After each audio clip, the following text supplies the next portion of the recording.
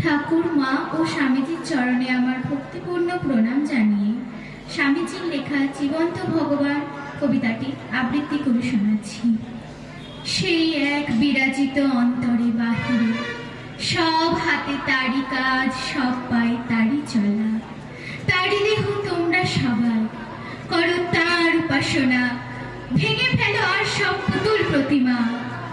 মহামহিয়ান যিনি, দিন হতে দিন একাধারে কীট দেবতা যিনি, পাপী পুণ্যবান দৃশ্যমান জ্ঞানগম্য সবে প্রত্যক্ষ মহান, করো তার উপাসনা, ভেঙে ফেলো আর সব পুতুল প্রতিমা।